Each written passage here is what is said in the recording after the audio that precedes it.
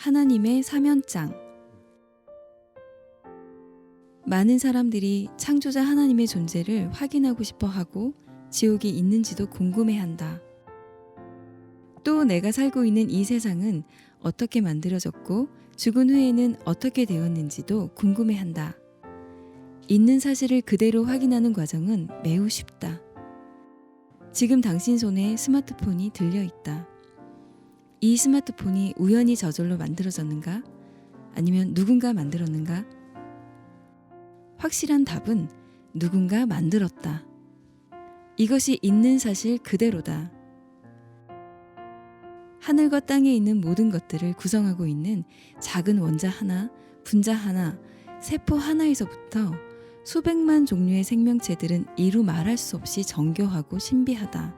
이런 모든 것들이 우연히 저절로 만들어졌을까? 과학자들과 수학자들은 수학적 확률로 10의 50승분의 1 이상이 되면 불가능이라고 한다. 어떤 세포 하나가 저절로 우연히 만들어질 수 있는 확률이 얼마나 될까? 사람이 태어난 후 80년 동안 숫자를 적어도 다 적을 수 없다. 10번을 다시 태어나서 숫자를 적어도 그 숫자를 다 적을 수 없다. 이처럼 하늘과 땅에 있는 모든 것과 보이지 않는 모든 것을 창조하신 하나님이 존재하는 것은 확실하다. 하나님의 존재하심은 논리적 증명의 문제가 아니라 마음의 문제일 뿐이다. 조금 더 있는 사실을 그대로 확인해보자. 벌과 꽃이 서로 미리 약속한다. 나는 벌로 진화할 테니까 너는 꽃으로 진화해라. 좋은 생각인데? 그래서 서로 돕고 살자. 오케이? 이렇게 벌과 꽃이 서로 약속하고 꽃은 벌이 필요한 꿀을 만들어서 꽃으로 진화하고 벌은 꽃가루를 수정시켜주는 대신 꿀을 얻기 위해 꿀을 빨아내는 잎을 갖도록 진화하고 다리에는 꽃가루를 옮길 수 있는 털을 만들어 달고 비행하는 날개를 갖고 나뭇가지나 풀 사이의 좁은 틈을 부딪히지 않고 날 수 있는 정교한 비행수를 갖도록 진화한다는 것이 가능한가? 벌과 꽃의 다양한 세포들이 우연히 만들어질 수 있는 확률은 사람이 수천 번 태어나서 죽고 또 태어나서 살고 죽을 동안 숫자를 기록해도 그 확률을 다 숫자로 표시할 수 없다. 땅과 하늘에는 수천만 종류의 생명체들이 신비로운 삶의 형태로 신비로운 관계가 형성되어 있다. 우연히 저절로 생겨났고 우연히 저절로 신비로운 삶의 방식들을 갖게 되었는가? 양심만 바르다면 하나님의 존재하심을 사실로 확인하는 것은 물을 마시는 것보다 쉽다. 한 가지만 더 확인해보자. 모든 살아있는 생명체들은 세포라는 기본 조직을 갖고 있다. 생명이 무생명으로부터 나올 수 있는가? 확실한 답은 생명은 오직 생명으로부터만 나온다. 또 모든 살아있는 생명체들은 다양한 세포를 갖고 있다. 다양한 세포 중에 어떤 세포 하나가 우연히 저절로 만들어질 수 있는가? 확실한 답은 불가능하다가 있는 사실 그대로다. 여기 내가 있다. 그렇다면 여기 존재하는 나는 어디서 왔는가? 내가 저절로 우연히 만들어졌나? 누군가 처음부터 완벽하게 만들었나? 나는 약 100조 개의 세포들로 구성되어 있다. 나를 이루고 있는 세포들은 또 서로 다른 여러 가지 세포들로 나누어진다. 피부세포, 근육세포, 뼈세포, 뇌세포, 시각세포, 후각세포, 미각세포, 청각세포, 장세포들은 서로 다른 독특한 구조로 서로 다른 역할을 한다. 100조 개의 세포들이 우연히 저절로 생겨나고 만들어졌는가? 우연히 저절로. 이것이 과학이라는 탈을 쓴 진화론의 속임수다. 더 이상 속지 말라. 이 마지막 시대에 사람들이 밝힌 가장 큰 업적으로 유전자 정보의 해독을 꼽는다. 정보란 누군가 의도적으로 수집하고 계획하고 만들어서 저장하는 것이다. 유전자 정보를 저장하고 해독하기 위해서는 슈퍼컴퓨터가 필요하다. 이 엄청나게 많은 유전자 정보들이 우연히 만들어졌는가? 하나님의 존재는 논리적 증명의 문제가 결코 아니다. 당신 양심은 어느 것이 있는 사실인지 이미 알고 있다. 그러므로 하나님의 존재에 대한 것은 입증의 문제가 아니라 양심의 문제이고 마음의 문제일 뿐이다. 창조자 하나님의 존재를 부정하는 사람들은 있는 사실 그대로를 부정하는 양심이 마비된 사람들이다. 있는 사실 그대로를 부정하는 것은 하나님의 법을 부정하는 것이며 하나님께 죄를 범하는 것이다. 죽음의 원인은 죄 때문이다. 죄의 싹은 사망이다. 로마서 6장 23절. 죄는 하나님께 죄를 짓는 것이기에 죄의 용서와 사면도 하나님께서만 하실 수 있다. 죽음의 원인이 죄란 사실을 알았다. 그렇다면 당신에게 죄가 있는가? 죄가 없는가? 죄란 무엇인가? 성경 기록이 정의하는 죄란 잠언 21장 4절. 거만한 눈빛과 교만한 마음과 사악한 자의 쟁기질은 죄라고 말하고, 잠언 24장 9절. 또 어리석은 생각. 야고보서 4장 17절. 선을 행할 줄 알고도 행하지 아니하는 것. 로마서 14장 23절. 믿음에서 나지 아니하는 것. 요한일서 3장 4절. 법을 범하는 것. 요한일서 5장 17절. 모든 불의. 요한복음 16장 9절. 하나님을 믿지 않는 것이 죄라고 정의한다. 또 잘못된 생각도 죄다. 이러한 죄가 언제 어떻게 사람들에게 들어왔는가? 처음에 하나님께서 하늘과 땅을 창조하셨고 사람이 거주하도록 조성하셨다. 창세기 1장 1절, 이사야서 45장 18절. 또 사람을 땅에 거주하도록 창조하셨을 때 하나님의 형상과 하나님의 모습을 따라 죄 없는 상태로 창조하셨다. 창세기 1장 26절로 27절. 처음 창조된 사람은 완벽하게 창조되었지만 아직 시험을 거치지도 않았고 하나님처럼 의롭다는 증거도 없었고 입증되지도 않았다. 그러나 뱀의 유혹으로 아담과 이브는 하나님의 법을 범했고 죄인들에게 죽음이 들어오게 되었다. 하나님께서는 사람을 지옥에 보내려고 창조하신 것이 아니라 모든 창조물을 지배하는 왕으로 창조하셨다.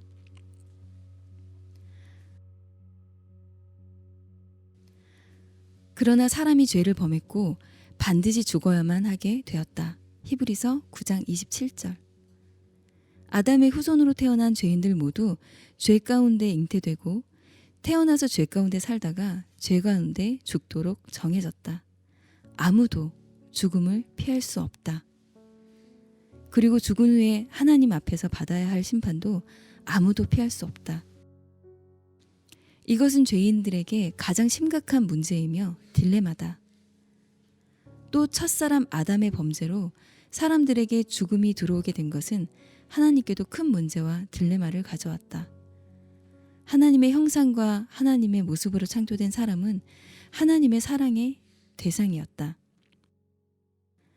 사랑의 대상이 죄인이 되었고 죄에 대한 심판을 피할 수 없는 상황은 온 하늘과 땅을 죄 없는 존재들로 가득 채우시려는 하나님의 계획에도 걸림돌이 되었다. 또 자신의 형상과 모습을 따라 창조한 사람을 지옥에 보낼 수도 없는 진퇴양난에 빠지셨다. 하나님께서는 가장 어려운 진퇴양난의 상황에서 하나님의 지혜를 발휘하셨다. 사람 스스로 죄에 대한 싹쓸 지불하고 죄 없는 상태, 죽음이 없는 상태로 되돌아갈 수 있는 방법은 전혀 없다.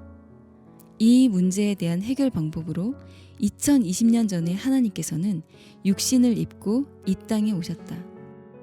하나님께서는 육신이 되어 죄인들 가운데 거하시면서 세상 죄를 제거할 수 있는 하나님의 계획을 알려주셨으나 사람들은 거절했다. 죄인들이 하나님의 계획을 거절하더라도 하나님의 계획은 무효가 되지 않는다. 사람들은 육신으로 오신 하나님을 빌라도의 재판석에 세워 고소하고 조롱하고 침뱉고 거짓 증인을 세워 범죄자로 만들고 진짜 죽어야 할 살인자는 풀어주었고 죄 없으신 분은 십자가에 못 박아 죽게 했다. 죄가 전혀 없으신 분, 흠도 전혀 없으신 분께서 조롱당하고 침뱉음을 당하고 거짓 증언으로 범죄자가 되어 십자가에 못 박혀 죽으셨다. 이것은 하나님의 딜레마를 해결하는 하나님의 지혜였다.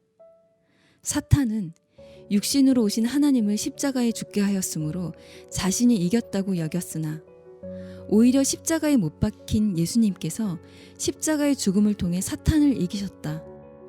육신으로 오신 하나님께서는 죄가 없는 분이셨기에 죽을 이유도 없으셨다. 그러나 죄 없으신 분, 잘못도 전혀 없으신 분께서 십자가에 못 박혀 죽으셨다. 이것은 사람들의 죄를 대속하시기 위한 죽음이었다.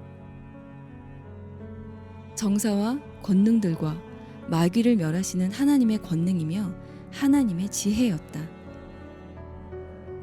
친히 나무에 달려 자신의 몸으로 우리의 죄들을 지셨으니 이것은 죄들에 대하여 죽은 우리가 살아서 의에 이르게 하려 하심이라. 동물의 피로는 사람들의 죄를 제거하는 것은 불가능하다. 사람의 죄에 대한 대속은 오직 죄 없는 사람의 피를 흘려야만 죄들의 제거가 가능하며 죄에 대한 사면이 가능하다. 황소와 염소의 피가 죄들을 제거하는 것은 불가능하니라. 염소와 송아지의 피가 아니라 자기 피를 힘입어 단 한 번 거룩한 곳에 들어가사 우리를 위하여 영원한 구속을 얻으셨느니라. 율법에 따라 거의 모든 것이 피로써 깨끗하게 되나니 피 흘림이 없은즉 사면이 없느니라. 세상 죄를 제거하려고 육신으로 오신 하나님께서 죄인들에게 배척당하고 죄 없으신 분께서 십자가에 못 박혀 죽으심으로 죽음의 권능을 가진 자, 곧 마귀를 멸하시고 또 죄의 싹슨 사망이라는 하나님의 공의를 충족시키셨다. 히브리서 2장 14절, 로마서 6장 23절. 또 죄인들을 향한 하나님의 사랑도 입증하셨다. 로마서 5장 8절. 이것이 하나님의 딜레마에 대한 놀라운 해결 방법이며 복음이며 하나님의 권능이며 하나님의 지혜로우신 하나님의 사면장이다. 내가 또한 받은 것을 무엇보다 먼저 너희에게 전하였노니 그것은 곧 성경 기록대로 그리스도께서 우리의 죄들로 인하여 죽으시고 묻히셨다가 성경 기록대로 셋째 날에 다시 살아나시고 게바에게 보이시고 다음에 12 제자에게 보이셨다는 것이라. 2020년 전에 하나님께서 육체로 나타나셨고 죄 없는 사람이며 하나님이신 분께서 십자가에 못 박혀 죽으셨다. 이것은 실제로 이 땅에서 일어난 역사적 사실이며 거짓말 하실 수 없는 하나님께서 하나님의 책인 성경에 기록해 두신 사실이다. 이 사실을 보고 듣고 참여한 사람들의 증언과 기록들은 성경 기록 외에도 많이 남아있다. 그 뒤에 그분께서 500여 형제에게 한 번에 보이셨는데 그 중에 대다수는 지금 이때까지 남아있고 어떤 사람들은 잠들었느니라. 모든 법정에서 두 사람의 증언이 일치하면 사실로 인정한다. 죄 없으신 예수님께서 십자가에 달려 죽으시고 무덤에 묻히셨다가 사흘 만에 다시 일어나신 것을 본 증인들은 500명이 넘는다. 고린도전서 15장 6절. 온 세상을 속이는 자인 마귀 사탄은 하나님 말씀대로 창조된 평평한 지구를 구체적으로 속였고 온 세상을 지배하려고 온 세상 정치 지도자들을 속이고 이용해서 온 세상 사람들도 속였다. 온 세상을 속이는 자인 마귀 사탄은 당신을 창조자 하나님을 거절하고 지옥으로 보내려고 지금도 교묘하게 속이고 있다. 하나님은 악한 폭군이 아니시다. 하나님은 가장 좋은 분이시고 죄인인 당신을 대신해서 죽을 정도로 당신을 사랑하셨다. 하나님의 사면장은 마음으로만 받을 수 있다. 하나님의 사면장은 성경 기록대로 그리스도께서 우리의 죄들로 인하여 죽으시고 묻히셨다가 성경 기록대로 셋째 날에 다시 살아나신 사실을 사실로 마음으로 받아들이는 것이다. 거듭나고 구원받는 것은 사실을 사실로 믿는 것이다. 하나님의 사면장을 마음으로 받기 원한다면 이렇게 하나님께 기도해보라. 사랑의 하나님, 나는 죄인입니다. 예수 그리스도께서 나의 죄를 위해 십자가를 지시고 죽으시고 부활하신 것을 믿습니다. 이제 내가 그리스도 예수를 마음으로 믿고 영접하였으니 성령님, 내 안에 거하여 주시기를 원합니다. 이제 나는 예수님의 십자가로 인해 하나님의 자녀가 되었으니 거룩한 삶으로 예수님의 진리의 길을 따라가는 주님의 자녀로 살아가겠습니다. 나를 구원해 주신 예수님의 이름으로 기도드렸습니다. 아멘.